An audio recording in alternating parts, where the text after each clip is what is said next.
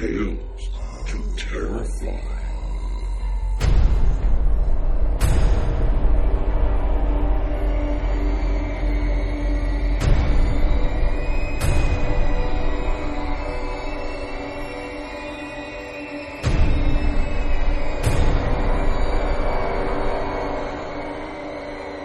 Good evening, children of the night. Come on in. We've kept the fire in the hearth low this evening. It's been a bit of a warm day. Spring has found its way quickly into the Shenandoah Valley. I'd spent a couple pleasant days just a bit south of here, in Stanton, Virginia, with my wife, and we happened to catch a very well-done production of Christopher Marlowe's Dr. Faustus. It's about a deal with the devil, so it's topical to us. So, on to our evening, yeah? Some months ago, we had added 2 editors to the show. One is Philip Oldham, who has been wrangling our generous narrators, getting them stories, listening for needed edits, so on and so forth. Our other editor ran into some scheduling conflicts. As of such, our submission queue has been a bit backed up, and for that, we apologize.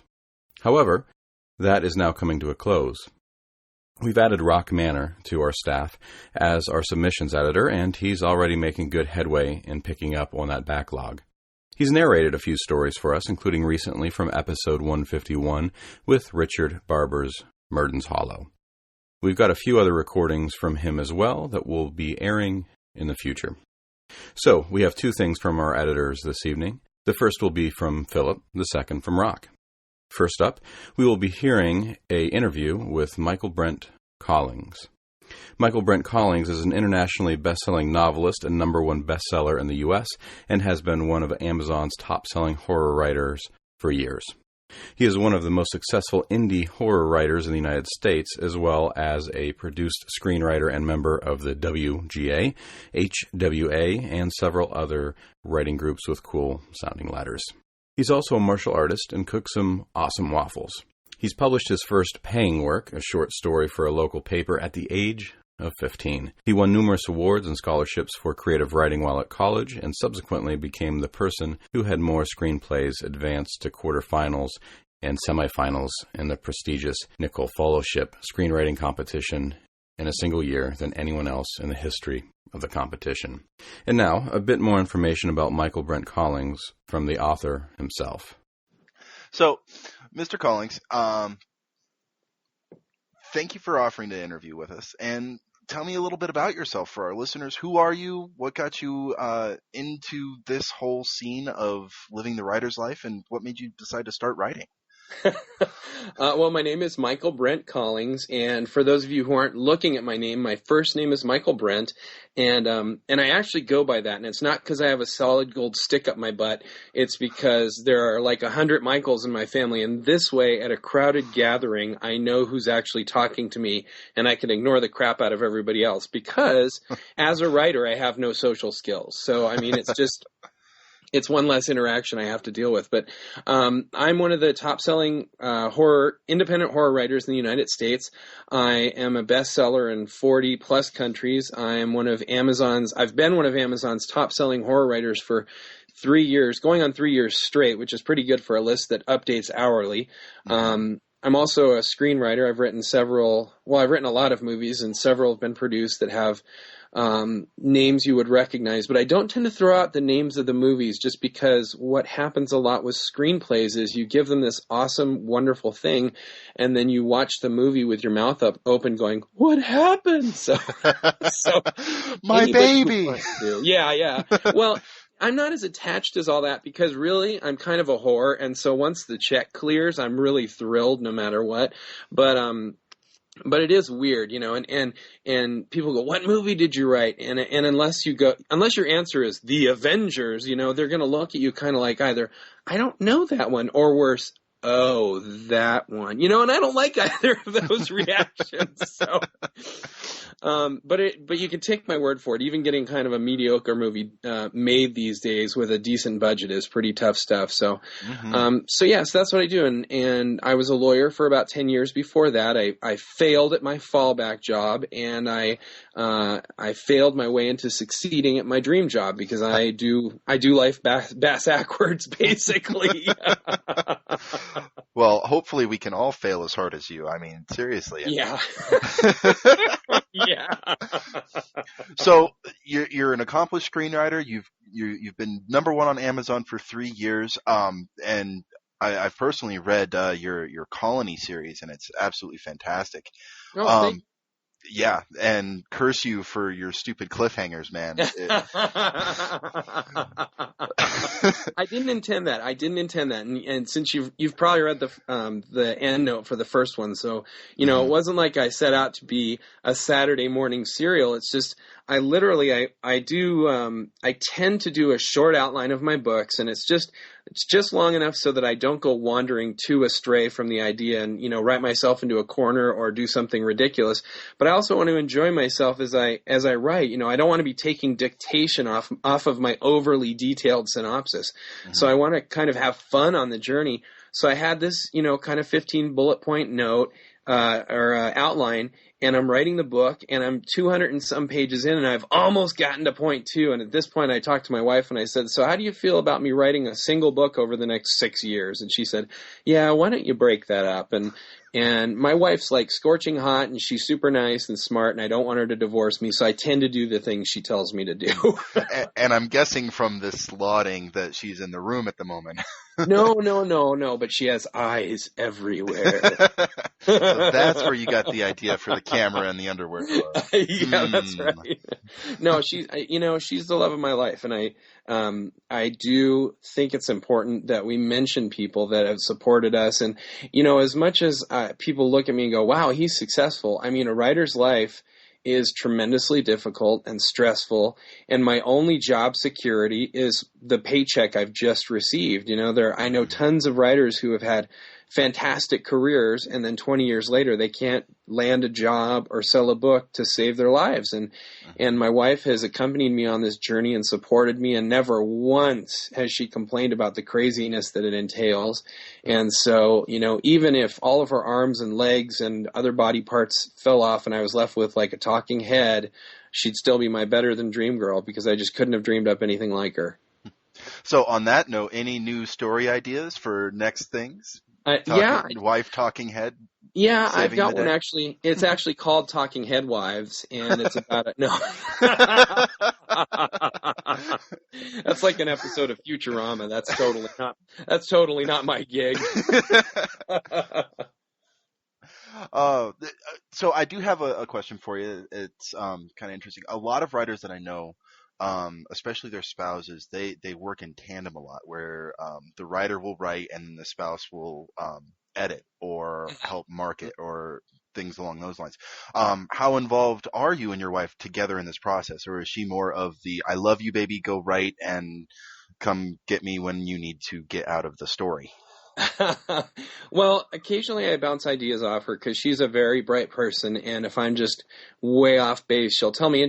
But she's a bright person who's not a writer, which is actually really helpful, because I can use her as a sort of an informal market survey and go, hey, is this a grabby idea? And she'll look at me and go, I wouldn't see that movie.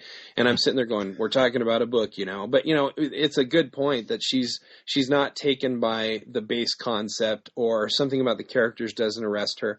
So she helps on that level occasionally.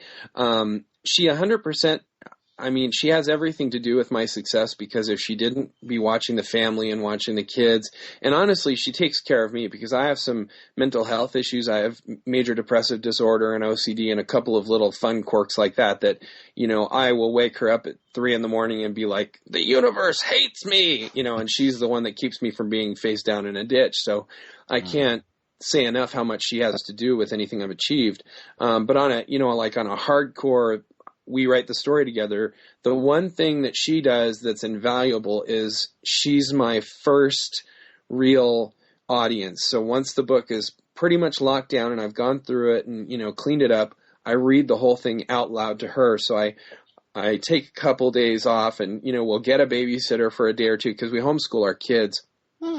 So they'll be watched by someone else, and I'll just sit in a chair and read until my throat is dry, and then I'll wait a half hour and read until my throat is dry, and I watch her. And again, she's a great audience. If I see her nodding off, I've gotten boring. If she makes this like scrunched up face, I did something that made no sense, and she's just a fantastic kind of final quality assurance, and then I can go back and fix any problems she's noted. Mm-hmm. Absolutely. You mentioned that you're struggling with some mental health issues, and I know a lot of writers deal with that. In our initial conversation setting this interview up, you mentioned how hopeful you feel that horror as a genre can be. Can you elaborate on that, or how you've used that in your own journey of health? Yeah, well, it's funny because I go to these interviews and or I call in on these interviews or whatever, and it's funny, all the ones that people aren't really into the horror genre, they all say the same thing afterwards. Oh, you're such a nice person. Like they expected me to come with blood dripping off of my face and maybe a bat or two to chew on through the course of the interview.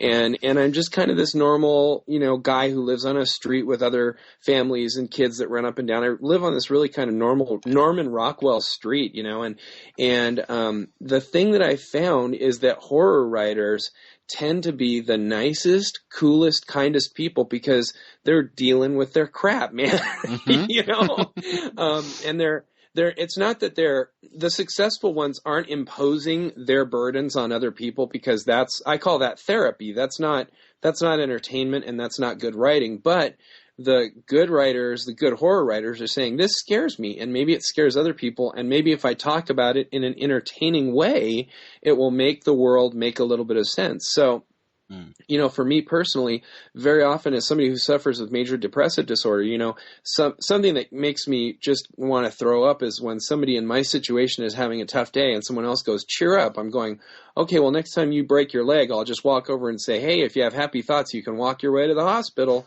And, it makes no sense because there are biological things that are happening. And so people with major depressive disorder, they don't get to live a life where hope operates properly. That is, a sense of their proper relationship to the universe that allows them to see a tomorrow full of possibilities. Mm-hmm. They don't get to have that. And so what we do is we exist for the hope of future hope. Well, maybe if I just hang in there long enough, tomorrow I'll feel slightly better and won't want to kill myself as much, and we'll go from there.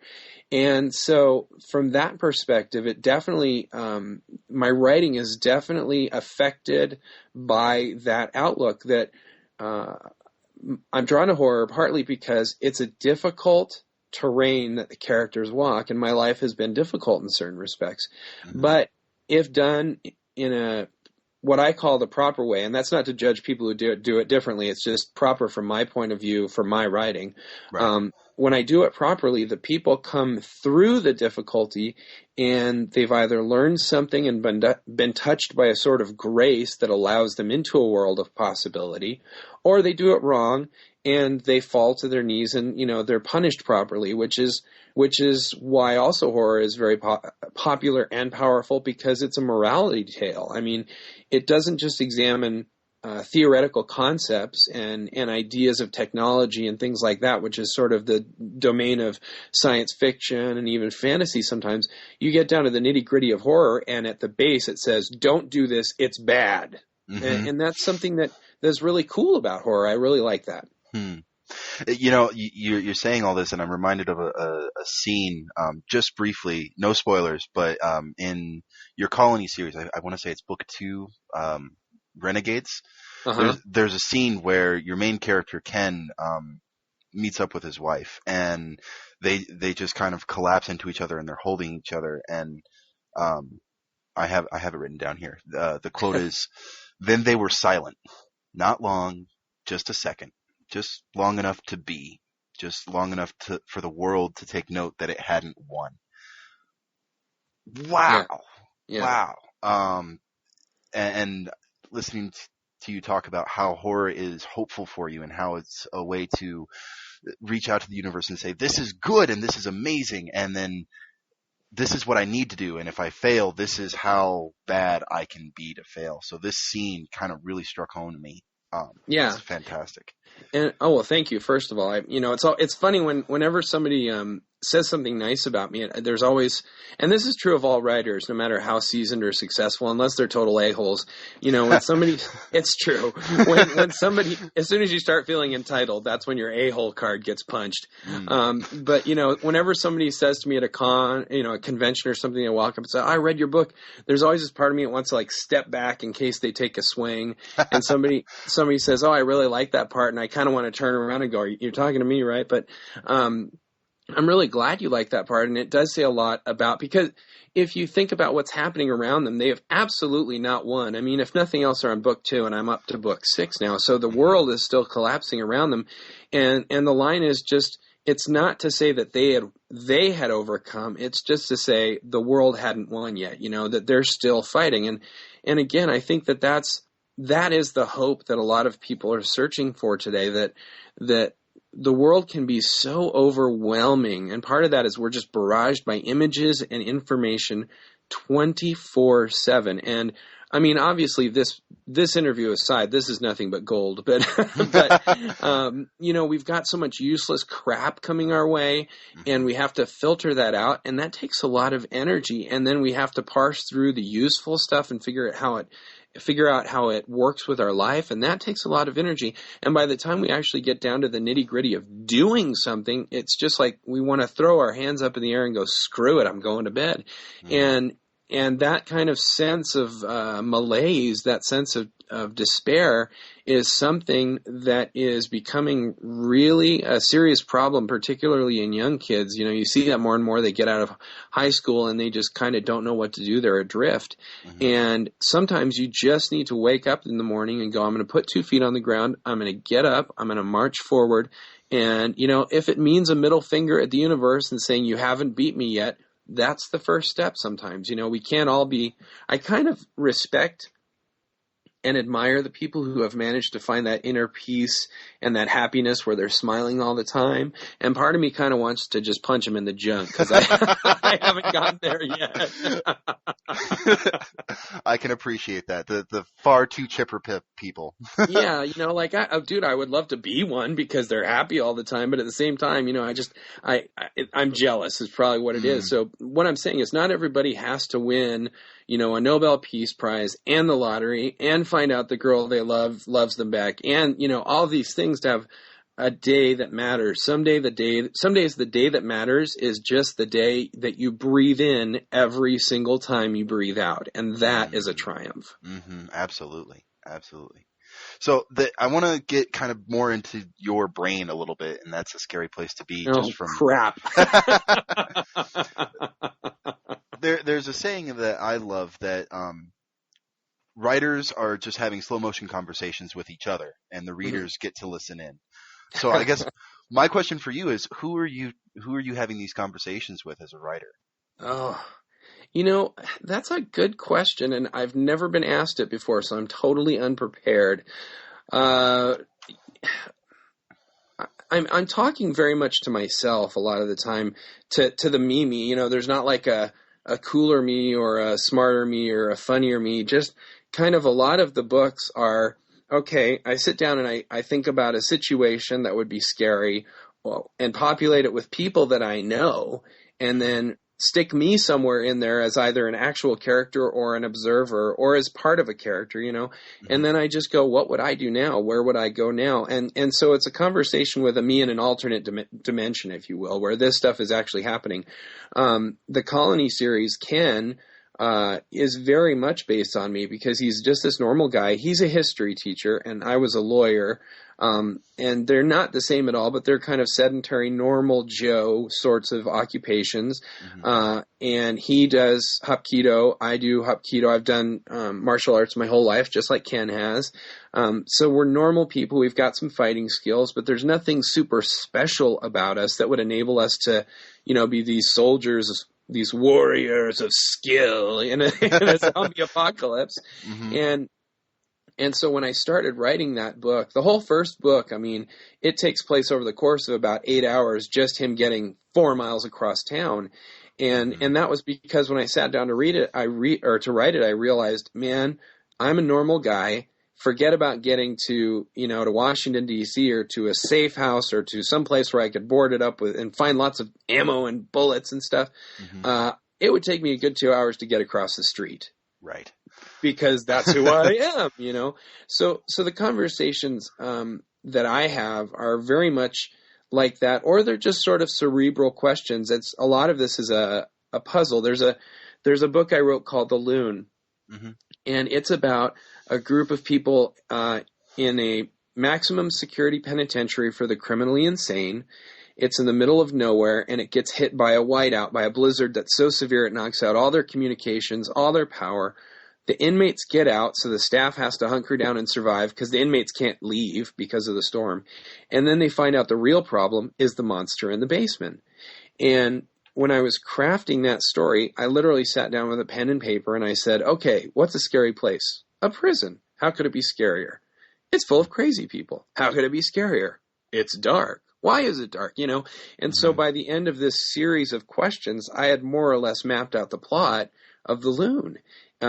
And that's been a really successful book for me over the last 4 years. It's kind of sold pretty consistently with an occasional huge spike. Mm-hmm. And so sometimes the conversation I'm having is very kind of boring one to anybody else, where I'm playing writer mahjong, basically. Fair enough. So who's in your to-read pile? All the greatest writers are also avid readers. Who do you read? Any major favorites that stand out to you? Yeah, I mean, I love Dean Koontz. I love mm-hmm. Stephen King. And everybody says that because of the shadow they've cast over the horror landscape. But, there's reality to the fact that they're great writers. I mean, Stephen King is one of the best storytellers of all time. Mm-hmm. Dean Koontz is one of the best craftsmen of all time. He's a great storyteller too, but every word of his is placed there for a certain meaning. So I think, I don't know, if I had to be sitting around a campfire, I'd probably rather have Stephen King telling me a story. If I had to be learning how to write, I would be reading Dean Koontz because he's so careful and precise with everything he does. Mm-hmm. That said, I also, I love Orson Scott Card. He's a great writer, and I know he's been involved in this whole hoo-ha about his personal views, and that kind of sucks because A, it diminishes the reality that his stories are fantastic, and B, I've known him for, I don't know, since I was 15, and he's always been very pleasant and nice to me, and it's very hard to reconcile what I know of him to the horrible, horrible things a lot of people are saying about him, which isn't to say that his opinions are not out of sync with a lot of people. But, again, I think he's being overly punished for opinion. It's like, get a grip, guys. It's an opinion. Absolutely. It goes back to the whole Mel Gibson issue of how much do you separate the art from the artist. Yeah, and everybody's got a line. Like my wife, as soon as she hears that some famous movie star has just cheated on their spouse, man, she can't watch one of their movies, for like 10 years. And that's because that's a trigger thing for her. And that's okay. If it bothers you, I get that. Everybody's got things that really bother them. But I do not like a culture of witch hunts. And yes. I don't care for a culture of people that light up a fire and set it on a pyre every time somebody says something that's either not politically correct or just simply doesn't line up with their own particular ideology. Mm-hmm. And I have friends on both sides of that particular question and on both sides of many, many questions, and I love them all, and I think they're all fantastic. And if they can talk with cordiality, I find that most of them have more in common than not. Mm-hmm. And sometimes there are questions that just can't be reconciled, and you have to agree to disagree. And if a fight comes, this is me speaking as a martial artist, I'd rather be the guy that gets in there, bows, and says, I respect you, I'm going to try and kill you face forward, Mm-hmm. Absolutely. There's a certain honor to be had. Well, and it is the difference between fighting or even talking about something that you're passionate about, whether it's on one side or the other, or just raging at a perceived injury without any rhyme or reason to the rage. And I think that's one of the big things that a lot of people struggle with right now, is finding the difference. Yeah, and it's pervaded by our media because, one person says something. I don't know if you ever played the game Telephone, where one person would whisper something into another person's ear, and then they would whisper it into the next, and they would enter to the next and to the next. So the first person would say, my puppy loves ponies, and by the end it would say something like, I hate all Christians. It would just be a totally, it would be a totally different message. And we're getting that because everybody whispers on Facebook. And one of my friends is Larry Correa, who ran a campaign for several years to get certain people onto the Hugo Award. And I know Larry, he just wanted people who wrote what he thought was cool stuff as opposed to sort of message fiction. Right. And this year, the people that were backed by his kind of the campaign he started, even though he's no longer spearheading it, they kind of swept in a bunch of categories. And the next thing you know, Entertainment Weekly had an article that was headed Hugo's swept, and I'm paraphrasing, but the key words are there, by misogynist racists, and I was horrified, because, and then they said, some sources say, and if you key into what that was, it was a bunch of other people repeating hearsay who were repeating hearsay. And it's like, nobody cares enough to actually phone somebody up and talk to them face to face and say, hey, I heard this awful thing about you. Is it true? I mean, can we be enemies face to face? They would just much rather continue these whisper campaigns. And that's just, it's not only horrifying, it's tremendously sad for me. Mm-hmm. Absolutely. So I find it interesting that you're focusing, and I completely understand it as being in your genre, that you're really focused on Stephen King and Dean Koontz. There are a total of 3 authors that have gotten me to throw a book across the room, and the end of the first Odd Thomas book was one of those events. Anyway, no spoilers. No spoilers. But if you haven't read it yet, sit in a padded room because you will throw that book. Yeah. In a good way. Yeah, absolutely. I've read it 5 times now. But I find it interesting that you're focusing on them as opposed to like the John Grishams, because you are a lawyer. you were a lawyer for 10 years. What made you decide to go the Stephen King route instead of the John Grisham route and write courtroom drama and stuff that you had that personal experience in, rather than I don't know, exploring the inner darkness in the horror genre? Well, part of it would be, if it was my personal experience, it would have just been like chapter 1. A man read thousands and thousands of boring pages. The end. Court, and I was a litigator. I was somebody who actually went to court. A lot of lawyers never see the inside of a courtroom.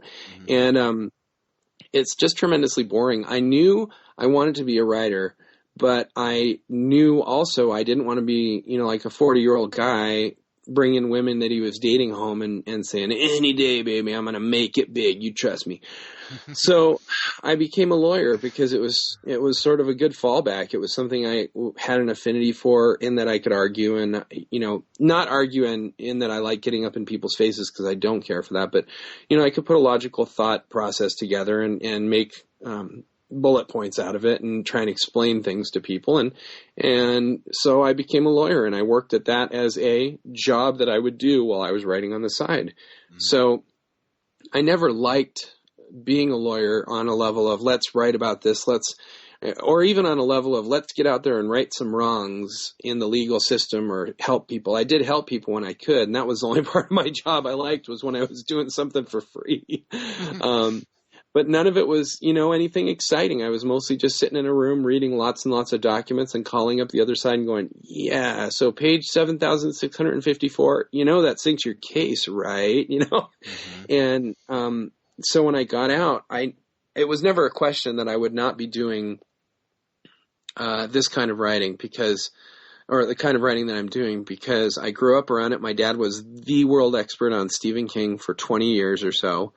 And that's not hyperbole. I mean, he was the guy. He was probably the first member of academia who took him seriously and wrote a series of scholarly book-length treatises on him. Oh, wow. So if you've got a Stephen King book in your local college or your local high school, and that's where you were introduced to it, my dad is responsible for that. So I grew up just hearing Stephen King in the next room, and I can remember pretending to be asleep on long trips, because if we were all asleep, my mom would pull out Stephen King books and read them to my dad, So I heard The Mist when I was, 7 or 8 years old, and just didn't understand all of it, but it was wonderful and it was spooky. And so this is, in addition to my mental predilections, it's something that I grew up around and I've always enjoyed. Oh, fantastic. So it was never an issue of I'm a lawyer, now I want to write. It's I'm a writer and I'll be a lawyer for now. Yeah, because I'm chicken. I didn't want to live out of a cardboard box. Fair enough. And I think a lot of writers are dealing with that right now. Yeah. So we're coming up on our half-hour mark, and I just wanted to kind of wrap things up. So Tales to Terrify, we're a non-paying market, and we're audio only for now. Dun, dun, dun. But we're one of the few markets in podcasting that accepts previously unpublished work or new authors that are just trying to break out. And it means that I get a lot of, I don't know how to put this nicely, but deviant art, deviant art type submission. My Little Pony suddenly becomes a zombie and is killing Dracula. That's an exaggeration. I'm not digging on anybody's story. But as a successful writer, what advice would you have for an up-and-coming writer trying to improve their craft?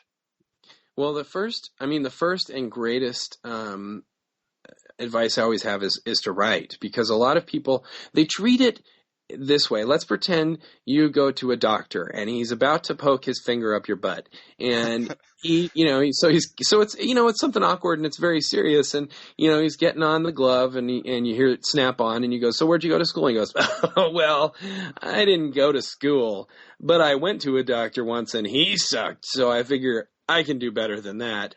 Bend over," and you'd see one of those little cartoon smoke outlines of you. You'd be gone so fast. Mm-hmm. And a lot of writers treat it that way. Well, I read a book once that sucked and I could do better than that, so I'm going to barf my own little crap words up onto a page, and somebody will magically come along with a magic barf bucket and it'll all turn to gold that will rain down on me. And the reality is, the writers that I know that have got successful careers, and I know some huge names. I mean, Dean Koontz, I correspond with him periodically and have talked to him numerous times. Brandon Mull, I grew up with, and he's a fantastic guy. James Dashner, Larry Correa. I mean, I could go on. And every one of these guys have treated their writing like an intensive graduate studies program before they ever made it. So they spent 10 years honing their craft, not for 15 minutes a day, but for hours and hours a day. So like when I was a writer, or when I was a lawyer rather, I would get up at 6 a.m. and I'd work until 5 or 6 or 7 at night, and I'd come home and play with the family and play with the wife. And then when they all went to bed, I would write from 11 o'clock until 2 o'clock in the morning. And I did that for 10 years. So yeah, it was, and I was cranky a lot, Sleep is for the weak, right? Like food and air. Totally. And this is another reason my wife gets my props for the rest of my life, because she put up with that. But so it's not a question of like, I'm going to write my first book. P.S. Your first book is going to suck. It's just the way it is. It's not a question of just writing a book and having it magically turn to money. You write lots of books. I didn't start making real money until I had written 10 books or so, and I didn't start making real consistent money until I had 15. Same with the screenplays. I wrote 20 before one hit, and I started selling some stuff. So the first advice is to write, and the second one is be aware that the market has changed. When I go to conventions, I'll sell books sometimes, and I'll sit next to other writers, and I can always tell the new writers, because someone comes up and goes, "Oh, what kind of a book do you have?" And that's golden, man. That's somebody who wants to buy your stuff. Mm-hmm. And 20 minutes later, the writer goes, "And then they go out the front door. End of chapter 1." And the person, meanwhile, is going, "Oh my gosh, someone kill me," because I didn't know I'd be forced to look at this person's baby pictures, basically. Like they don't care. And they come over to me, and I can give them a short précis on 20 books in under 3 minutes. And I mean, get all 20 of them. Mm-hmm. So another thing to be aware of nowadays is that people want to be captured They want to be grabbed instantly, and it's very helpful to have a concept. It's called a high concept, one that can be communicated in a sentence or maybe two that really gives you a good grabby idea of what's going to happen and how exciting it can be. Like I told you about the loon earlier, and I told you in under 3 sentences the whole idea of the book. The details you don't know, and hopefully there are some surprises along the way, but you know, like, hey, that's a cool story about a bunch of crazy people in a crazy prison, and they get out, but they can't leave because of the storm, and there's a monster. Awesome! You know, so, you know, that's a lot better than hearing somebody rant for the first 40 minutes about the first 40 pages. And if you can't distill down your book into 2 sentences, just today's world, you're probably not going to be super successful from a point of view of units sold. You might sell it as literary fiction, because literary fiction is all about people having adultery and gazing at tea leaves. I mean, it's not much happens. And that sounds like a rip on literary fiction. It's not. If you like it, cool. It's just, that's kind of what it's about. It's about very banal things, and it's about the love of the language that occurs while waxing ephemeral about the banal things. And so you might have a literary fiction masterpiece, and it's going to sell to 12, English professors across the world. Right. But if you want to make money and sell to people and sell to adults, and especially kids need this. You need to drop them into a world that starts fast, that moves fast from there, and never lets up, and that you can explain in a sentence or two. Fantastic. Okay. Well, where can we find you? I'm actually pretty easy to find. Since my name is Michaelbrent, and that's my first name, there's no other first name Michaelbrent in the whole world. So if you type that in, you're going to get my Amazon page, you're going to get my website, you're going to get my IMDb page. So you can buy all my books on my website or on Amazon or Barnes & Noble or any of those things. Word of warning, there is an underwear model whose first name is Michael and last name is Brent. So if you come up with pictures of a stunning guy with almost no clothes, don't get your hopes up. That's not me. I look like a writer. And we all know what those look like. Oh, heck yeah. Last question. Where do we start? I know I personally started with the Colony series, and I'm working my way through the rest of it right now. I've read the first 3 books. But where would you recommend someone who has never read you before and is interested in starting out? What should be the first book of yours that they buy? Honestly, that's hard, and it's not because they're all so good. It's just they're very different. So the way I would say it is, if you like demons, go with Apparition. If you like serial killers, go with Strangers. If you like ghosts, do Twisted or The Haunted. If you like monsters, do The Loon. If you like zombies, obviously do the Colony series. Each one has kind of if you like a religious apocalypse, go with This Darkness Light.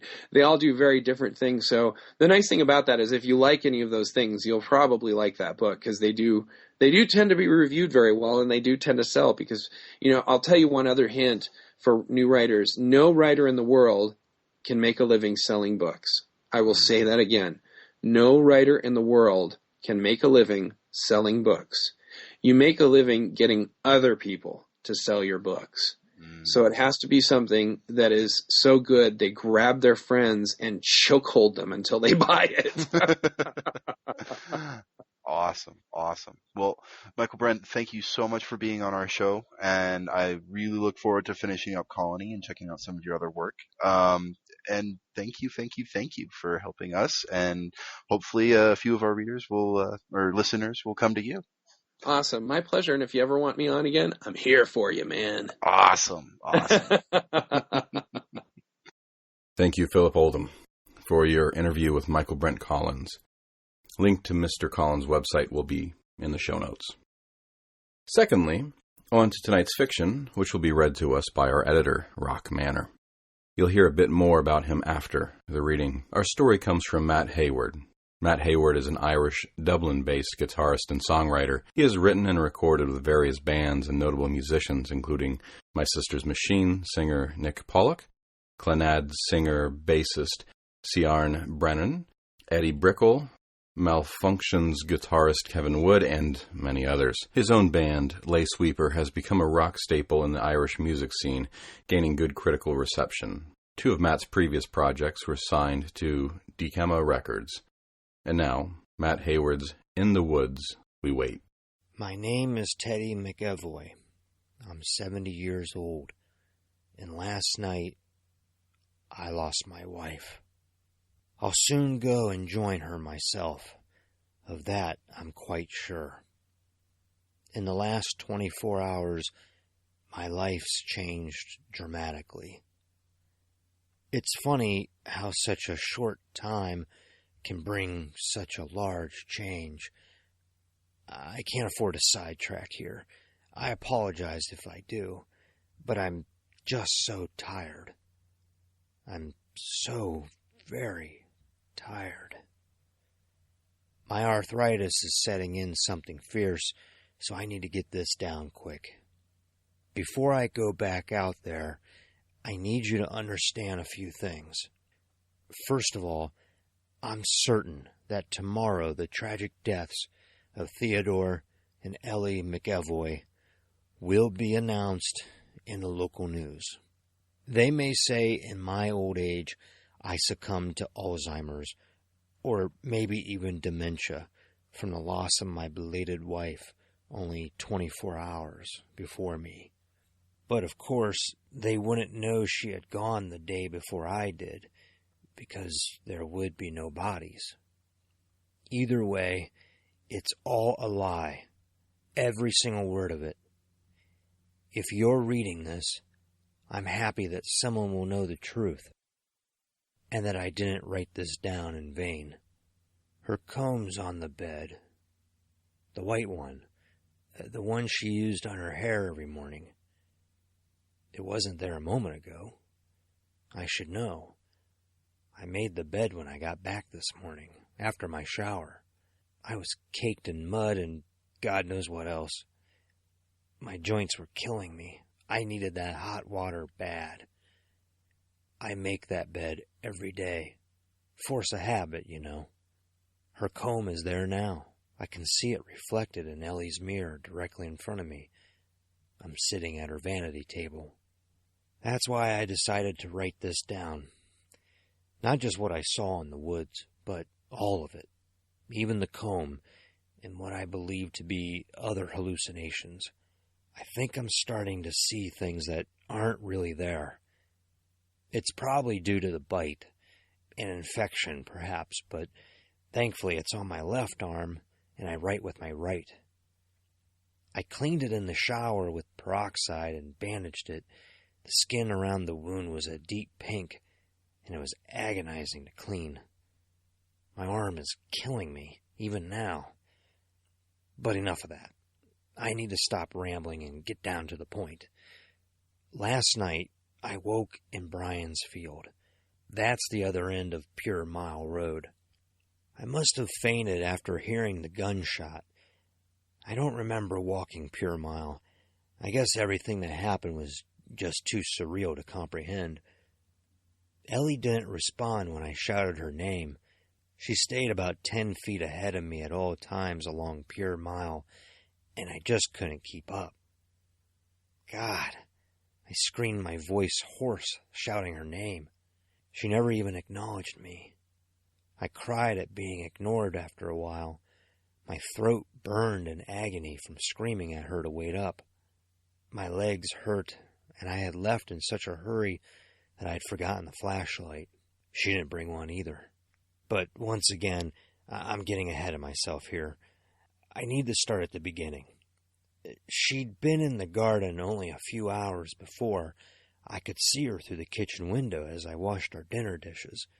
We had been talking about getting a dishwasher earlier that day, and I'd said I'd do the dishes after we ate if she drove me to the hardware store the following day. That would have been today, to pick one out. I never did learn to drive. I guess now I never will either. I depended on her so much. I miss her with all my heart, and I just hope all this is over with soon, so that I don't have to deal with this hurting much longer. I need the pain to go away, both mentally and physically. I think I need to get a glass of water and calm down. I'll be back. Okay, let me see. She was out in the garden, her back to me. I was curious as to what she was doing. She had said she heard something. The valley in Calico is surrounded by woodland, hundreds of acres of it, so strange noises are nothing to worry about. Usually it's just the trees creaking, hunters shooting in and out of season, or some other nonsense. But she said it was singing. "It sounds so beautiful, such a sad melody," she said. I chuckled and asked if she was coming back inside. She said she wanted to hear the rest of it first. "You can still hear it?" I asked. "Can't you?" She looked at me with faraway eyes. That's when I started to be frightened. Ellie and I were by no means spring chickens. I reached the big 7-0 last February, 3 years Ellie's senior. We had talked about dementia after Greg, her brother, succumbed to it last year, although we came to the conclusion that it wasn't something either of us thought we'd ever have to worry about. We both did plenty to keep our minds active, always loved our Scrabble Sundays, had more wit between us both than most folk half our age. Now, I wasn't so sure. I said I couldn't hear anyone singing, straining my ears to hear this melody, hoping I'd hear something, anything. Nothing. She had said, "Oh," drawn out, more a breath than a word, barely a whisper. Then she had turned and started towards Pure Mile Road. I called to her, thinking she was playing a trick. She had an odd sense of humor. I just noticed I wrote had instead of has. I better find her soon, because I can't entertain the idea of her being dead another minute. I didn't understand what she was doing, so when she didn't turn back and had reached the end of the street, I power-walked after her, still calling her name. A smile was twitching my lips, I remember, a nervous one. I was still waiting for the prank to happen, and when she reached the start of Pure Mile, I got scared. I called for help, but no one came. So I just ran after her as quick as I could. Pure Mile runs parallel to the main road. It's a dirt-packed pathway only for walkers and hikers, and goes through the forest. It's dark, large pines and a variety of other trees loom overhead, blocking out the sun. The other end opens out onto a natural lake, and further past the lake is what's known as the Miners' Village. It's a barren landscape there used to be a mine in, back in the 50s. I hadn't been up this way in years on account of how steep of a walk it was, and as I followed Ellie, I thought I'd have another heart attack. I could feel my ticker smash my ribcage, could hardly breathe. I was terrified. I never seen her act remotely peculiar before. After chasing her for what seemed like hours, my mind wandering to the worst conclusions, she veered off to the left, off the pathway and up into the woods themselves. She moved so gracefully, as if her age was of no significance. Mine was. I lost sight of her. She glided under tree branches and hopped over rocks, as if she'd done this 1,000 times before. The thick pines snapped me in the face. I tripped more than a dozen times and had to keep taking breaks to catch my breath. All the while I still wheezed her name. I don't mind telling you, as I sat there crying, trying to catch my breath, I felt very old, very alone, and very scared. Then, when I was about to keep going, something caught my attention. I could hear footsteps, fast feet hitting packed dirt. Someone was running. It wasn't coming from Ellie's direction. Someone was running up Pure Mile. They called my name. I shouted to them, letting them know where I was. I sat slightly up the mountain in the thicket of the woods to their left. My voice sounded very weak. Light shining through the trees, making silhouettes of them. "Teddy?" the man called. He sounded worried. Working his way up through the thick clump of trees, I realized it was Bob White, Sheriff White's young son, also a police officer. When he broke through the last few trees, he looked out of breath and just as scared as I was. "Teddy," he exhaled, relieved. "What's happened? I heard you calling from my place. Dad was out, so I just took off. Thank God I found you. What's happened?" I told him all about Ellie. My throat hurt from the lump in it as I spoke. "I'll go find her. You wait here." He sounded like a dog owner telling his pet to stay. I got very angry at the young son of a bitch just then.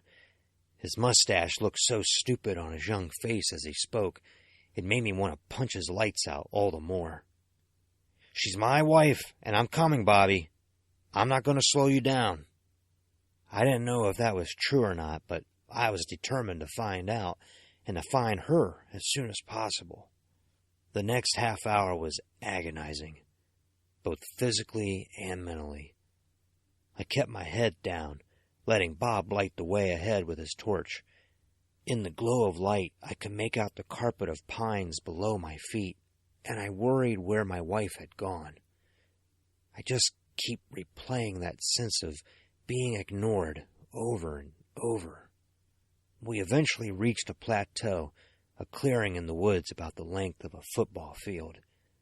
No trees grew here. They surrounded it as if they were guarding it. The earth was clear of pine needles. The soil looked spoiled and dark in every direction. Nothing grew here. Bob asked me if I'd ever seen this place. I said I hadn't. He bent and scooped a handful of dirt, letting it slide back through his fingers. "Soil's ruined.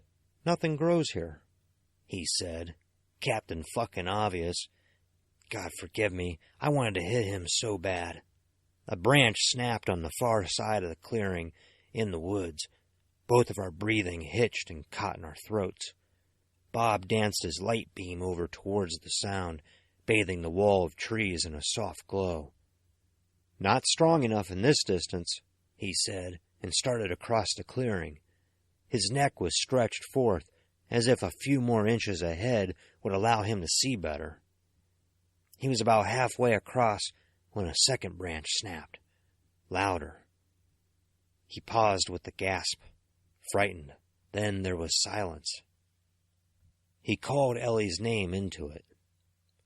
This is where it got very strange. Something was emerging slowly out of the darkness of the growth. A person.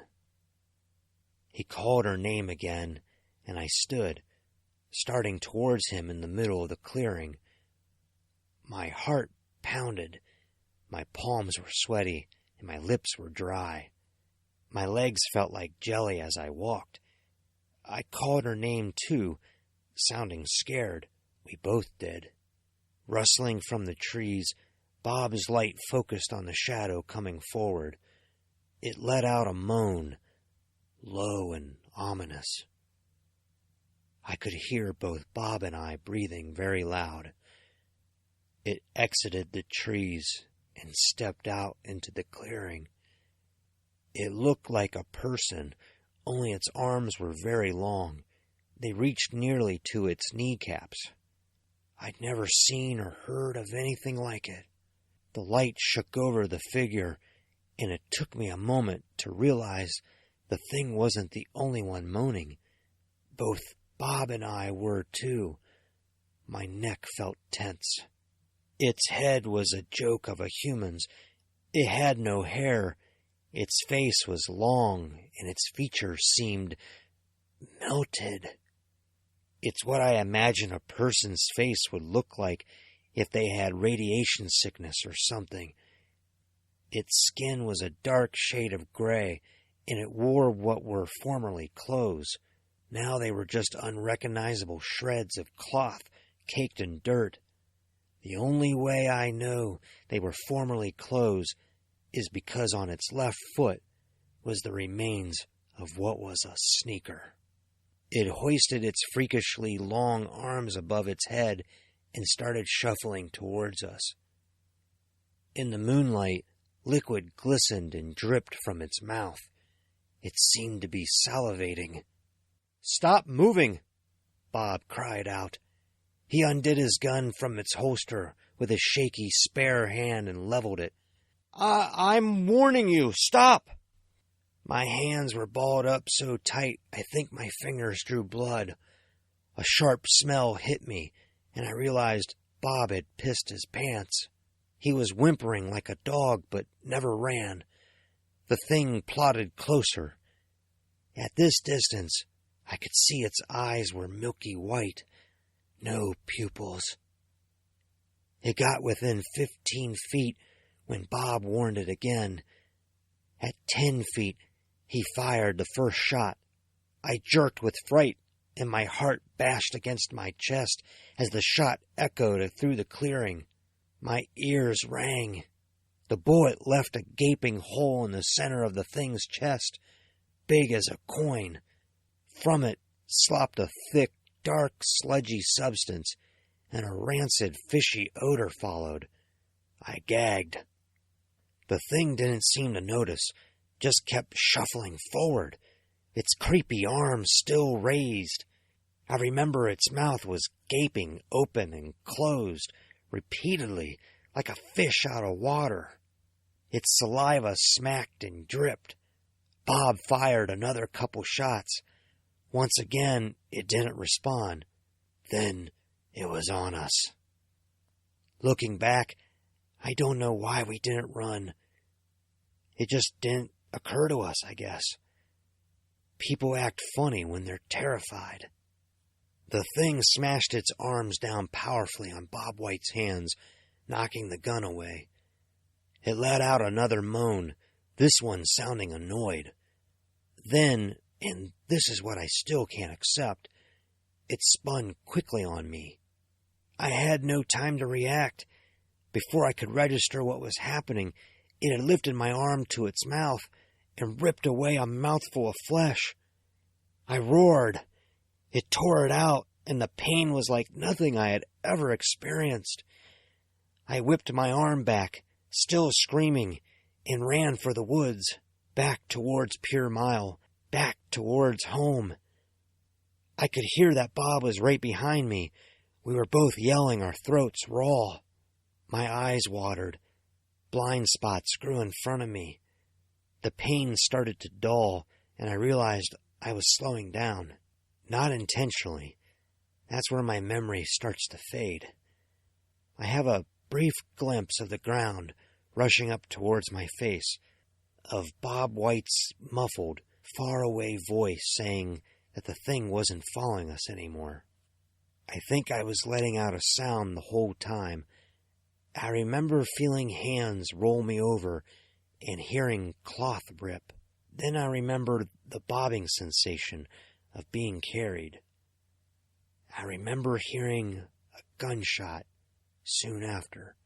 Then nothing. What I assume was at least a few hours later, I opened my eyes to a gray sky above. My face was damp from the dew on the grass I lay in. I felt nauseous. I sat up slowly. My arm was painfully tender and a little numb. Bob had tied it off with a shirt. A dark crimson stain blossomed underneath. I winced when I flexed my hand. The birds were singing, but it was still dark out. I put it to be about 4 a.m. I was in Brian Randolph's field. I could tell because of the white horse in the little stable looking at me from the far end, and because his field sloped steeply upwards, and at the top of it was Pure Mile. I got up and started toward it. I felt very lightheaded and walked very slowly. concentrating on putting one foot in front of the other. I tried to piece together what was happening and just couldn't absorb it. Why had my wife gone out towards that thing? Were there others? How had she known where to go?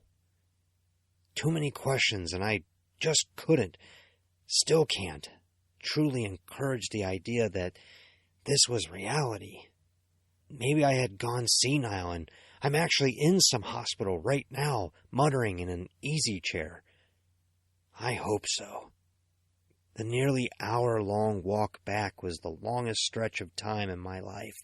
My thoughts were empty. I was surprised at that, but at the time I just wanted to walk home. I concentrated on getting the scenery slowly past me. When I got home, as I said, I showered, done up my bandages, and surprisingly, I ate. That was only about 2 hours ago now. Then I stopped to write this. I know for a fact Bob White is dead, and I feel bad for wanting to hit him earlier, especially after seeing how courageous he was when pushed, but I said I'd write down the whole truth and nothing but. Well, what I understand to be the truth, at least. Don't ask me how I know he's dead. I just have a feeling. After hearing the gunshot just after fainting, there's something else there, just out of reach of memory.